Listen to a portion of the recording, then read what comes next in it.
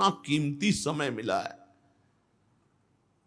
कितना कीमती समय मिला है। आप समझ नहीं पा रहे हैं, आप समझ नहीं पा रहे, पछताना पड़ेगा बाद में।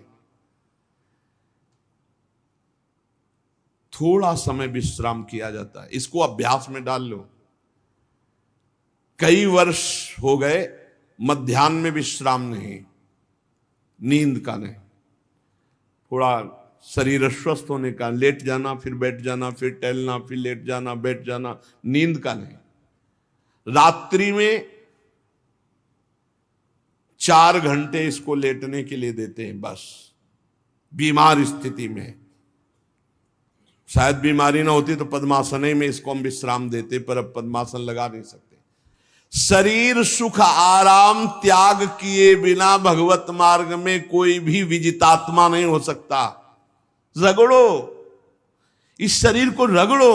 हाथ में माला है या काउंटर है, टहल रहे हैं, जब नींद आ रही टहल रहे हैं, सिर्फ 4-5 घंटे शयन के लिए दीजिए। क्या कर पाओगे आगे?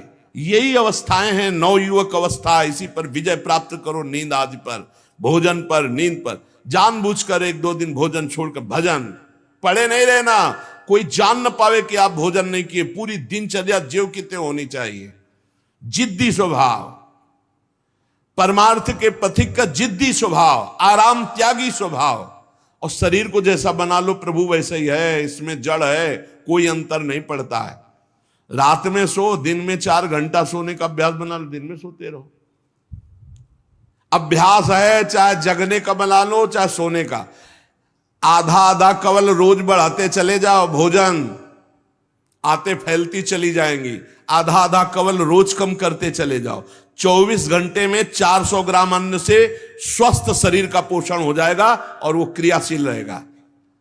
400 ग्राम अन्न से काहे को बर्बाद कर रहे हो? आते बढ़ाते चले जा रहे हो।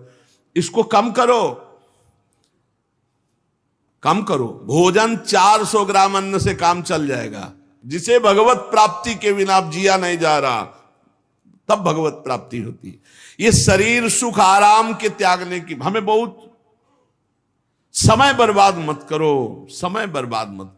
भोजन कर रहे हो, नाम जब चल रहा है, अंदर पद चल रहा है, कोई भी भोग तुम्हें नहीं फंसा सकता यदि भगवान नाम चल रहा है। समझ ही नहीं रहे, भगवान नाम नहीं जप करना, बस मन मानी आचरण करना है।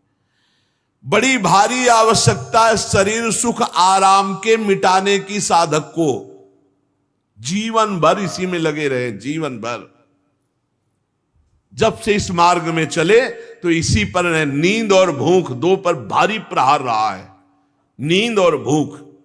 वो भगवान की कृपा से ऐसा, अब तो बहुत भारी रोग से ग्रसित है, लेकिन पीछे मुरारी शरण आए और कहा अल्ट्रासाउंड कराने चलना है, डॉक्टर ने बोला है तो आज कुछ खाना नहीं। हम कहा आज की बात कर रहे हो?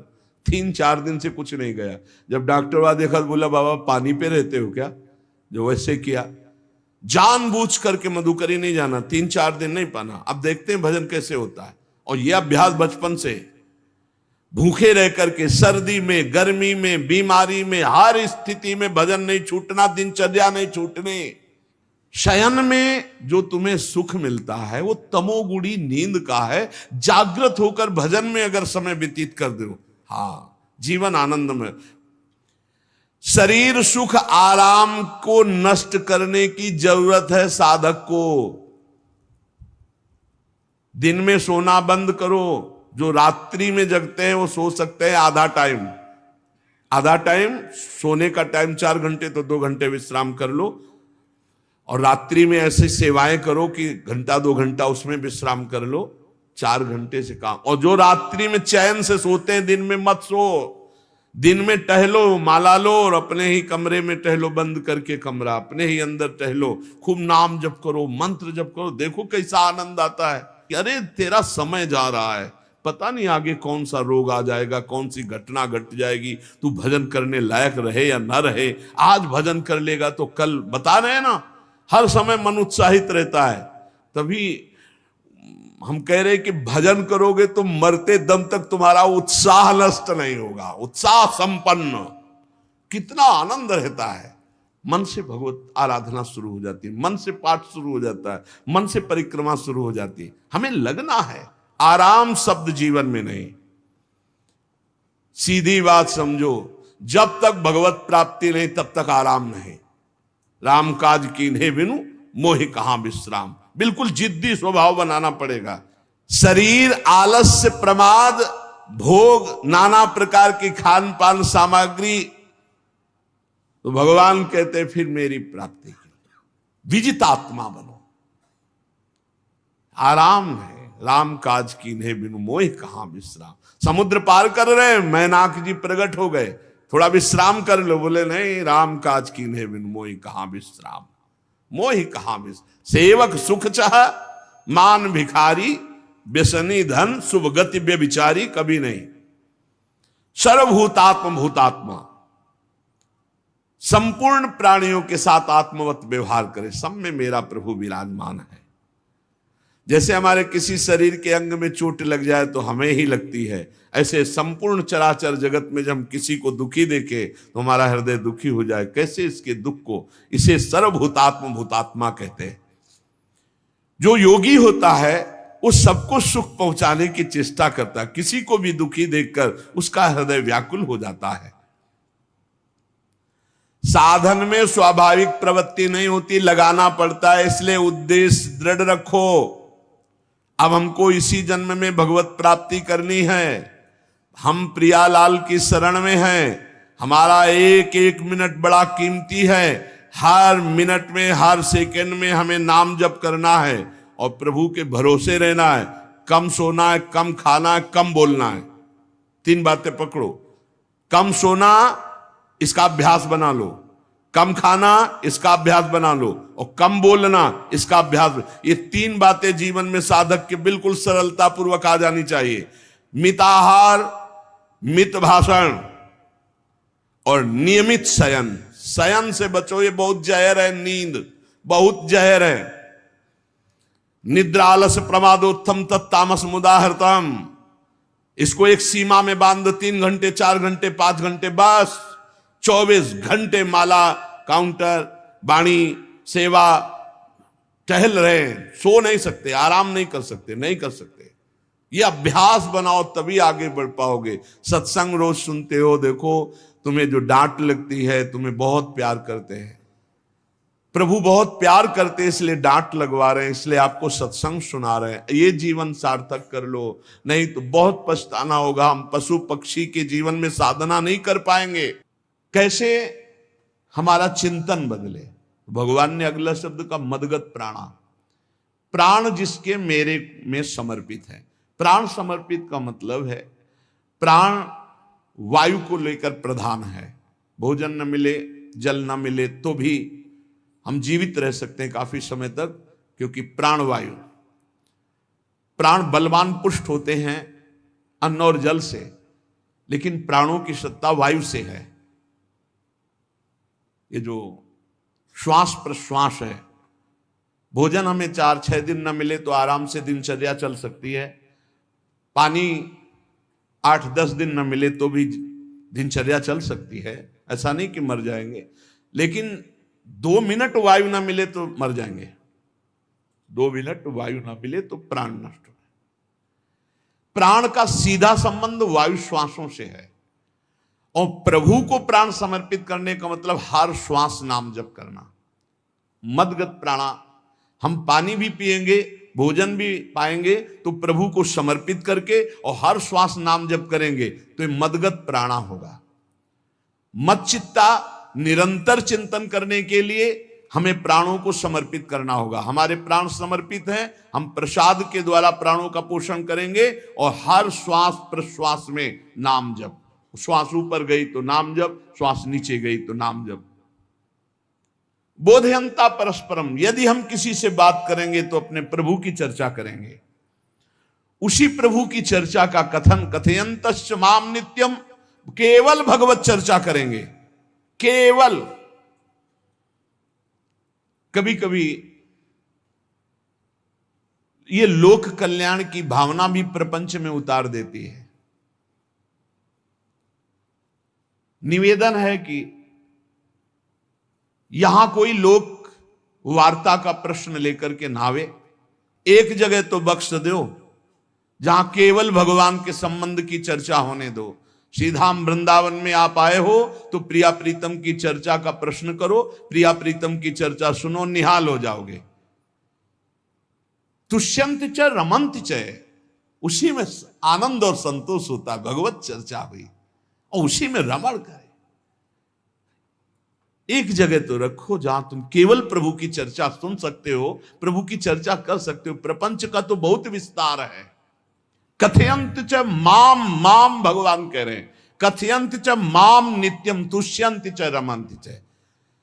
चलते हैं हम भगवत मार्ग में, फैल जाते हैं फिर दुविधा युक्त संसार प्रपंच में।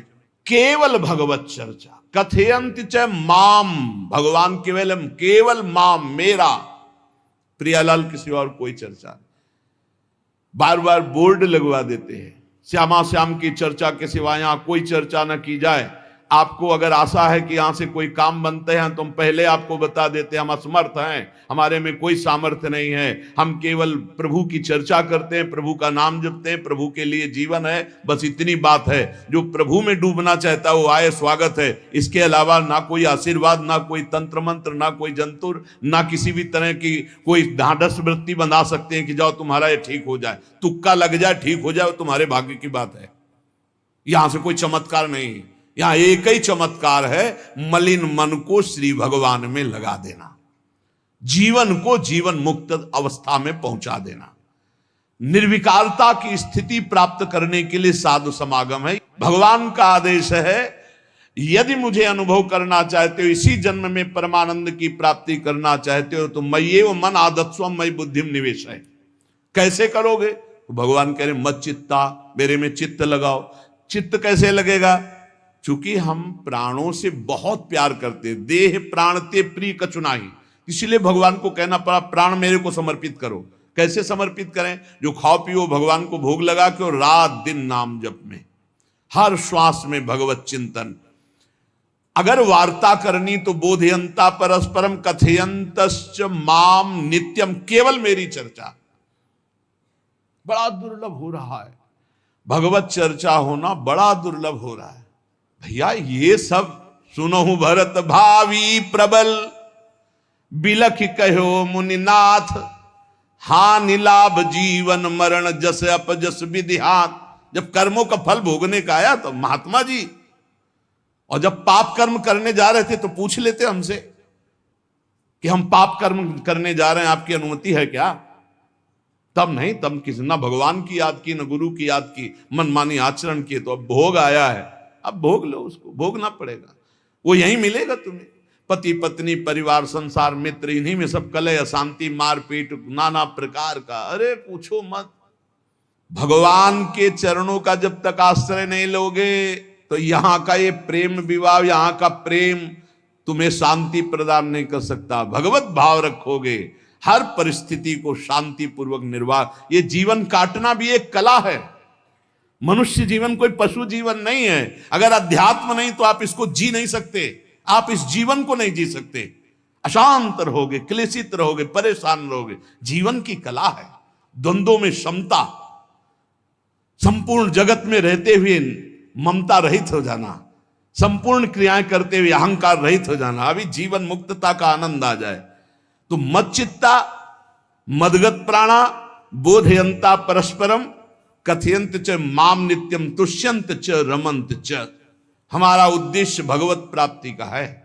जो भगवत संबंध से भगवत प्राप्ति करना चाहता है उसके लिए दरबार खुला है, फ्री है, कोई फीस नहीं है, कोई शर्त नहीं है। तुम कौन हो, कहां के हो, कोई मतलब नहीं। आपका केवल संबंध भगवान के संबंध से वार्ता होगी तो यहां हो सकती है। इसलिए सावधानी होकर हमारे समय को निरर्थक ना किया जाए। बहुत कीमती समय, जब प्रश्न होता है तो फिर उस पर चर्चा करनी ही होती है। हमें सिर्फ भगवान का आदेश है, कथयंतश्च माम नित्यम तुष्यंत च रमन्ति च। उसी में संतोष करना, उसी में रमण करना है। हमारा भरण पोषण श्री प्रिया जी से होता है, किसी व्यक्ति से नहीं होता है। हमारे यहां श्री श्यामा श्याम विराजमान है, उनका पूरा जगत है।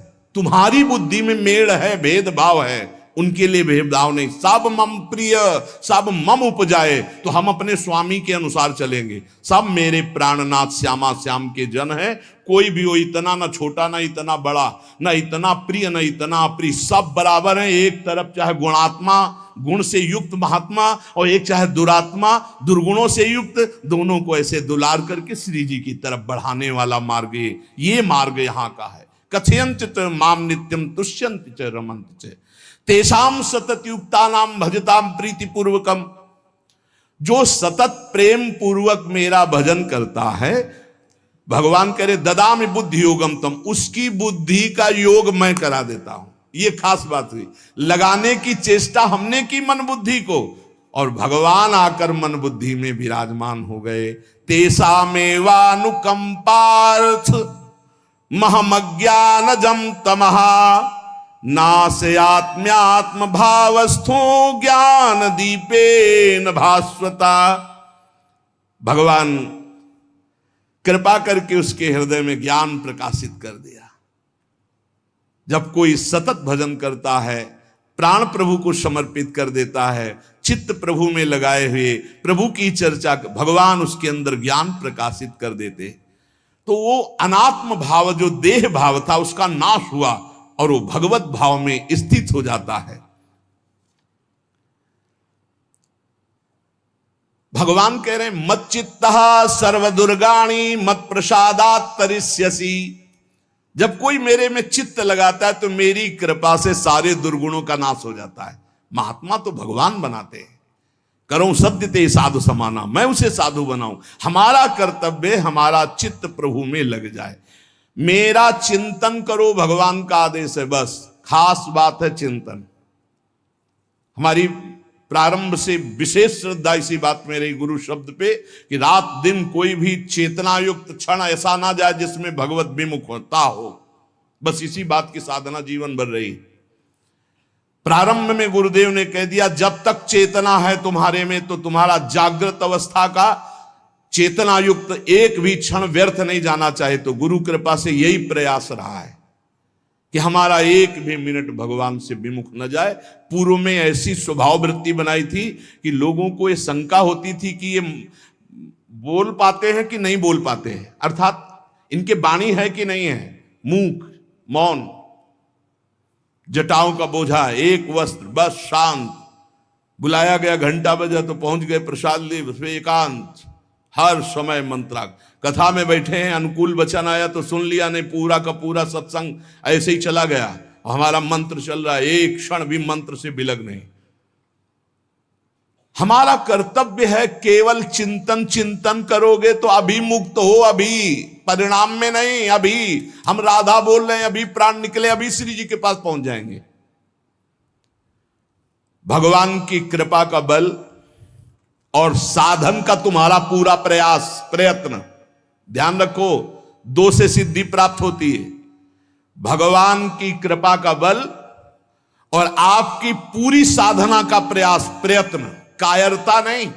भगवान की कृपा का बल और तुम्हारा पूरा प्रयास, पूरा प्रयत्न। देखो भगवान की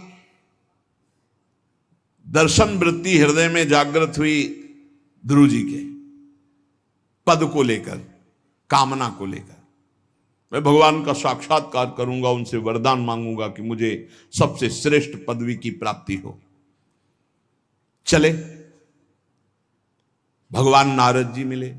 पहला प्रलोभन, चलो अभी तुम्हें इस सम्राट पद पर नकार दिया। फिर भय, सांप हैं, बीछी हैं, जंगल के बड़े, और फिर यक्ष राक्षस, न जाने कौन कौन है। तुम अभी बालक हो, तुम्हें खा जाएंगे, तुम क्या तपस्या करोगे, क्या भजन। नहीं, इससे भी नहीं टिके। कुछ भी हो, कदम वापस नहीं जाएंगे, अब तो हरि की प्राप्ति। तो गुरु मंत्र दे दिया। 6 महीने बहुत ही देह भाव रहित होकर उच्च कोटि की साधना की।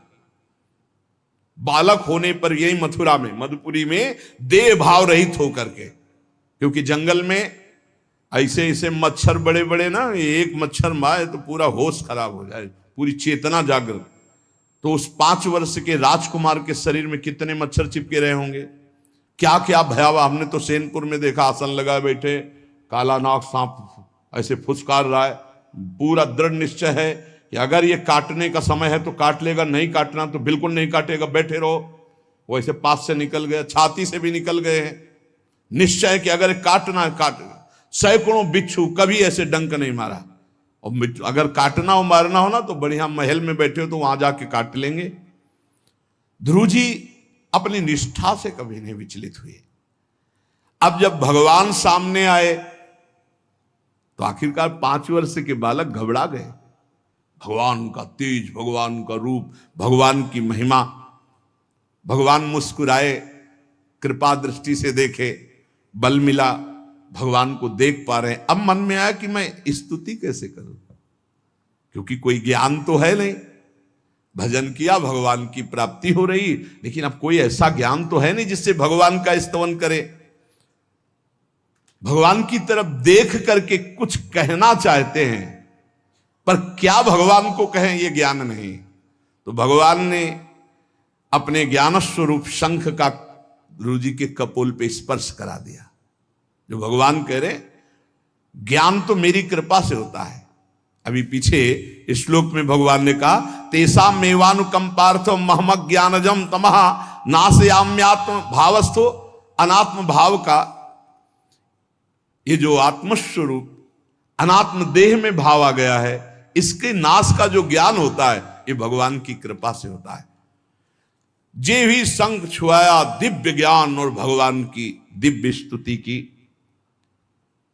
तो ये देखा जाता है कि भगवान की कृपा से ही साधक में दिव्यता आती है, दिव्य ज्ञान आते हैं।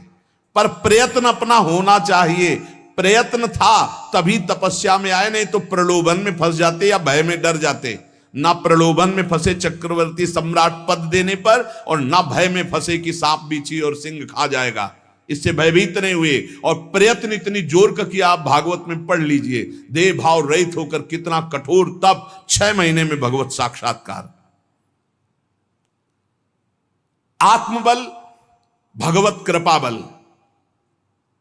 ये मन है बहुत डराता है, कैसे जिएंगे, बुढ़ापे में कौन सेवा करेगा, क्या दुनिया का प्रपंच खड़ा कर देता है। इसको इसी ज्ञान से काटो, भगवान है ना, भगवान सब करेंगे। भगवान के लिए हमने जीवन दिया है, ये जीवन भगवान के लिए हार। अरे दिव्य हो जाओगे, रिद्धियां सिद्धियां हाथ जोड़े खड़ी रहेंगी। भगवान जानते हो क्या भगवान है।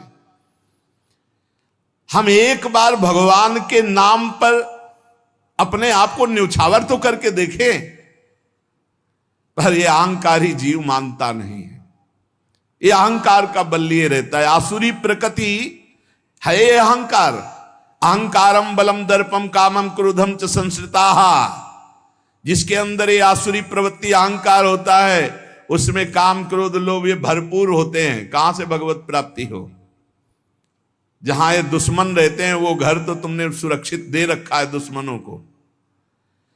आसुरी प्रकृति को तुमने, अहंकार को अपना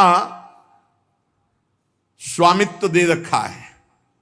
मैं वो अहंकार जिसके साथ प्रकृति लगती है। जब अहंकार और बढ़ जाता है तो ईश्वरोहम अहम भोगी सिद्धोहम बलवान सुखी। तरंग से समुद्र नहीं होता, समुद्र से तरंग होती है। हम जितने भी हैं सब तरंग हैं उस परमात्मा की।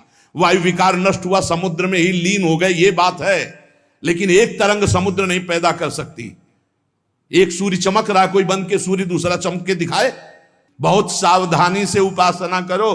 ये अहंकार, भगवान कह रहे हैं, भगवान ये जो अहंकारम बलम दर्पम कामम क्रोधम च संश्रिताः, इस अहंकार को नहीं मिटाया तो ये अनुभव कराने लगता है और 4 बोलने लगते हैं कि आप तो भगवान हैं। तो धर्म सम्राट करपात्री जी, इतने सिद्ध महापुरुष, और विश्वेश्वर विश्वनाथ जी की स्थापना करके रात दिन आराधना, काशी में बड़े बड़े सिद्ध महापुरुष भगवान शिव की आराधना करते, बड़े बड़े सिद्ध महापुरुष भगवती अम्बा की आराधना करते। ये कौन सा ज्ञान प्रकट हो जाता है जो भगवत स्वरूपों का अपमान होने लगता है। मुझे यही समझ में नहीं आता। गुरु रूप से हमें शास्त्र के आचरण देने आए, मनमानी भ्रष्टाचार सिखाने नहीं आए। आज तक कभी कहीं भी भगवत स्वरूपों का अपमान महापुरुषों द्वारा नहीं हुआ। महापुरुष और भगवान में अंतर नहीं, पक्का मुझे विश्वास। हम तो चराचर जगत को भगवत स्वरूप मानते हैं, लेकिन आचरण कराने के लिए आचार्य गुरुदेव जैसे चले हैं वैसे ही चलना होता है। सदैव संतों ने अपने को अधम और तुच्छ और नीच कहा है। हनुमान जी जैसा कोई ज्ञानी, महाबली, कोई त्यागी, कोई ब्रह्मचारी, बैरागी, हनुमान जी जैसा कोई त्रिभुवन में द्वितीय हुआ हो तो बता दो। अतुलित बलधामम हेम शैलाभदेहम दनुजवन कृशानुम ज्ञानिनाम अग्रगण्यम। अरे जय गिर चरण दे हनुमंता चले उसगा पाताल तुरंता। हजार हजार को पकड़ के कछु मारिस कछु मर्दिस कछु मिले से धर धूरी। अब विभीषण जी से कैसे परिचय बता रहे। प्रात ले जो नाम हमारा तेहि दिन ताहि ना मिले आहारा। असमय अधम सखा सुनु मोहु पर रघुबीर। क्या दैन्यता का स्वरूप हनुमान जी महाराज। भगवान से जब हनुमान जी मिल रहे तब उनसे प्रभु आप पूछ रहे हो कि तू नाथ एक मैं मंद मोह बस ज्ञानी नाम अग्रगण्यम। एक मैं मंद मोह बस कुटिल हृदय अज्ञान पुनि प्रभु मोहि विसारेऊ दीन बंधु भगवान। जय प्रणतारित भंजन चरणों में लौट गए हनुमान जी महाराज। सबरी जी भगवान सामने बैठकर स्तुति करते हैं। जो नवधा भक्ति है वो उपदेश नहीं है, सबरी जी की स्तुति है। ये सब भक्ति सबरी जी में विराजमान, क्योंकि उसी समय सबरी जी भगवत धाम जाती है तो उपदेश तो उसको दिया जाता है जो आचरण में उतारे। सबरी जी तो सिद्ध महापुरुष अभी भगवत धाम जा रही भगवान के सामने ही। वो क्या कहती, अधम ते अधम अधम अति नारी तीन मह में मति मंद अघार। हरिवंश महाप्रभु क्वाहम तुच्छ परम अधम प्राण्य हो गर्ह कर्मा यत्तन्नाम स्फुरति महिमा हरेश वृंदावनस्य। इन सब बड़े बड़े आचार्य महापुरुषों ने भगवान की दास्ता स्वीकार करके जीवन अर्पित करके आचरण करके दिखाए।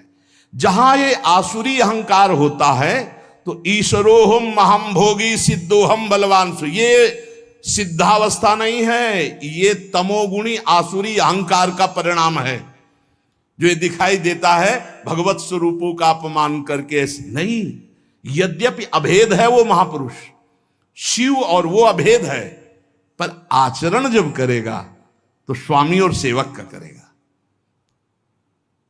काशी नगरी सिद्धों की नगरी है, ज्ञानियों की।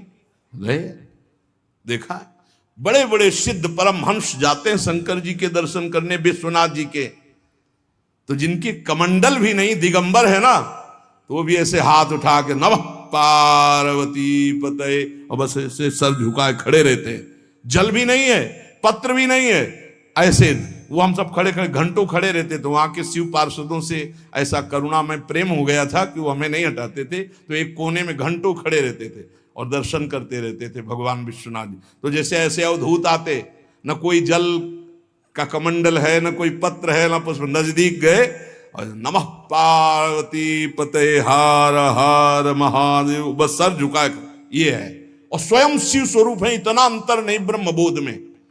भक्तों में भी कभी कभी आम प्रकट होता है, वो वाणी से आपको दिखाई देगा, लेकिन वो आसुरी अहंकार नहीं होता। ध्यान रखना, ये उनका भागवतिक बल होता है, ये आसुरी अहंकार नहीं होता। जैसे जनक जी की सभा लगी हुई है, भगवान श्री राम लक्ष्मण जी विराजमान है विश्वामित्र जी के समीप बड़े सौम्य भाव से। जनक जी महाराज ने देखा कि बड़े बड़े वीर आए पर धनुष यज्ञ में धनुष को अजगों को कोई उठा ही नहीं पाया, खंडन की तो बात जाने दो। रावण बाणासुर आया, आरती प्रणाम करके चले गए। अब आशा ही खत्म हो गई, कोई उठाने वाला ही नहीं, तो उन्होंने उनका वीर विहीन मही मैं जानी। अब मैं आज जान गया कि पृथ्वी वीरों से रहित हो गई। अगर मैं ऐसा जानता कि इस भूमंडल में कोई वीर ही नहीं अजगों का खंडन करने वाला, तो मैं ऐसा प्रण नहीं लेता, मेरी जान की कुंवारी रह जाएगी। ऐसे विकल होके वीर विहीन मही मैं जानी। जनक जी ने इतनी बात जे ही कही तो लक्ष्मण जी कूद पड़े सिंह शावक की तरह उछलकर। और कहा कि जहां रघुकुल भूषण भगवान श्री राम विराजमान हो जनक, ये बड़ी तुमने निराशापूर्ण बात कैसे कह दी? तुमने ऐसी बात कह दी जहां रघुकुल भूषण भगवान श्री राम विराजमान है। ताल ठोकी और कहा अगर इनका इशारा हो जाए, समझो, जो तुम्हारी अनुशासन पाओ, कंदुकियू ब्रह्मांड उठाओ, काचे घट जिमी डारों फोरी, सकऊं मेरु मूलक जिमी तोरी, कमल नाल जिमी चाप चढ़ाऊं, जो जन सत प्रमाण ले धाऊं। हे जनक, जहां रघुनाथ जी विराजमान होते वहां ऐसी बात नहीं कहते। तुमने ऐसी बात कैसे कह दी? अगर मेरे स्वामी का आदेश हो जाए अभी तो पूरे ब्रह्मांड को कच्चे घड़े की तरह तोड़ दूं। ये अजगौ पुराना, 100 योजन एक बार में दौड़ते हुए जाऊं और इसको ऐसे कमल लाल की तरह तोड़ दूं, मेरे स्वामी का आदेश हो। यह अहंकार नहीं है। पहली बात कही, जो तुम्हार अनुशासन पावो, अगर मेरे प्रभु श्री राम की आज्ञा हो जाए। और लक्ष्मण जी ने एक बात और कही कि तोरों छत्रक दंड जिमि तव प्रताप बलनाथ, आज के बाद कभी धनुष स्पर्श नहीं करूंगा यदि मेरी बात झूठी हो जाए। आपके प्रताप से इसे बरसाती छत्ते की तरह तोड़ दूं इस अजगौ को, अगर आपका आदेश हो। तो प्रताप बलनाथ, यह अहंकार नहीं है, यह भक्त का भगवत प्रताप है। दशानन कह रहा है, अरे मुझे क्या भय, तेरी सभा में अगर कोई वीर हो तो मेरा पैर उठा दे। मैं राम जी का एक छोटा सा सेवक हूं, तू मेरे प्रभु को बार बार मनुष्य कह रहा है, मैं जिनका सेवक हूं। तेरी सभा में तू जो अपने सभा बलों के बल पर बलवान होकर कहता है कि ये सब आहार है, तो मैं उनका एक छोटा सा दूत हूं। अगर कोई मेरा पैर उठा दे तो जानकी जी को राम जी हार जाएंगे, वापस चले जाएंगे। राम प्रताप सुमिरपन रूपा। सभा में पैर हाहाकार मच गया।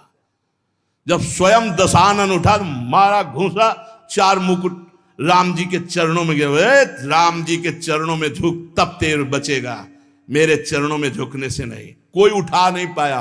ये अंगत का अहंकार नहीं, ये भक्त का भगवत प्रताप होता है। राम प्रताप सुमेरी परण रूपा। राम प्रताप, हरिवंश प्रताप ही जानत है, हरिवंश प्रबोध प्रमाणत है, हरिवंश सर्वस्व है तिनके, सुख संपत्ति दंपति जो जिनके। लक्ष्मण जी कह रहे, सकऊं मेरु मूलक जिमि तोरी, जैसे मूली तोड़ दिया जाता 4 लाख योजन का सोने का पहाड़ सुमेरु, ऐसे उखाड़ के तोड़ के फेंक दूं। भगवान अपार सामर्थ्यशाली, और जो भगवान में चित्त जोड़े अपार सामर्थ्यशाली। हम लोग कभी कभी अहंकार और प्रताप के भेद को नहीं समझ पाते। महापुरुषों में अहंकार नहीं होता, वो भगवत प्रताप होता है। जो आसुरी अहंकार है वो तो भगवान की शरणागति से नष्ट हो जाता है। भगवान का प्रताप भक्तों के जीवन में उदय होता है। भगवान बहुत कृपालु हैं, बड़ी करुणा की है, अपना मार्ग हमें देने के लिए सत्संग दे रहे हैं। कथन श्रवण का सौभाग्य मिला है। इसी जन्म में हमें भगवत प्राप्ति करनी है। अपार बलशाली माया को परास्त करने का बल केवल भगवान की कृपा से प्राप्त होता है। इसलिए नाम जप करो, भगवत लीला गायन गुणगान करो और भगवान से प्रार्थना करो कि मेरा अहंकार आपके चरणों में समर्पित हो जाए। सारा दोष इसी अहंकार का है। ये संस्कृति मूल शूल प्रद नाना, सकल शोक दायक अभिमाना, ताते करें कृपा निधि दूरी, सेवक पर ममता अति भूरी। हमारे ऊपर बहुत प्यार है प्रभु का, हम उस प्यार के बल से अहंकार को प्रभु के चरणों में समर्पित करके इसी जन्म में जीवन मुक्त हो जाएं। शेष चर्चा आगे। श्री राधा वल्लभ लाल।